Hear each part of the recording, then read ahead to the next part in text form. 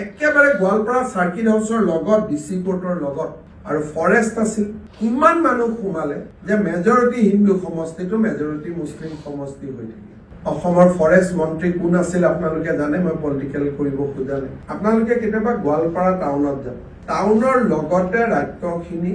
এখন ফৰেষ্ট আছে পিআৰএফ তেওঁলোকে কি কৰিলে বাগবৰৰ পৰা নদী ভাঙা মানুহ বুলি গোৱালপাৰাত সোমালে ইমান মানুহ সোমালে যে মেজৰিটি হিন্দু সমষ্টিটো মেজৰিটি মুছলিম সমষ্টি হৈ থাকে একেবাৰে গোৱালপাৰা সাৰ্কিট হাউছৰ লগত ডিসি কোৰ্টৰ লগত আৰু ফৰেষ্ট আছিল অসমৰ ফৰেষ্ট মন্ত্ৰী কোন আছিল আপোনালোকে জানে মই পলিটিক্যাল কৰিব খোজা নাই কাজিৰঙাৰ গড় হত্যাটো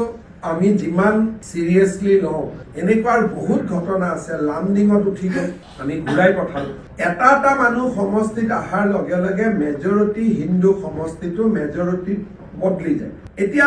মোৰ কথাত যে নদী ভাঙিছে চৰকাৰক আবেদন কৰিব আমি বৰপেটা জিলাতে মাটি দিলোহেঁতেন য'ৰ পৰা আছে তাতেই দিব পাৰো কিন্তু নদী ভাঙা মানুহ বুলি কৈ গোৱালপাৰা টাউনত ডিসি কোৰ্টৰ কাষত যি মাটিৰ কথা আজিৰ দিনত 20 লাখ টকা তেনেকুৱা মাটিত এজন মানুহে 15 বিঘা মাটি পাব পাৰিম যদি নদী ভাঙা বুলি মোক আবেদন কৰিলে তেন আধা কথা আমি দিলোহেঁতেন কিন্তু আপোনালোকে গৈ কেতিয়াবা তাতে গৈ চায়ক নেন মই চাইটো মই নিজে গলো মোক কওঁতে মই বিশ্বাস কৰা নাই মই নিজে গলো একোজনৰ হাতত 15 বিঘা 20 বিঘা এনেকে হলেতো নদী ভাঙিলেই ভাল চৰৰ জায়গাত গুৱাহাটীত আহি পেলাই 10 বিঘা মাটি পাই যামতো নদী ভাঙাই ভাল কোনোতো এটা নিয়ম নাই আৰু এনেকুৱা কোনেও ক'ব নোৱাৰে যে চবৰ নদী ভাঙাৰ কাৰণে আহিছে কালি কংগ্ৰেছৰ এমএলএ সকলে যিমান প্ৰটেক্ট কৰি আছে মানুহখিনি আমাৰ কোনো এমএলএ বুজিবই পৰা নাই যে কিয় প্ৰটেক্ট কৰি আছে কাৰণ এই মানুহখিনি যদি আজি মই এডিকশন কৰি উলিয়াই পঠাও লগে লগে গোৱালপাৰাটো আকৌ হিন্দু সমষ্টি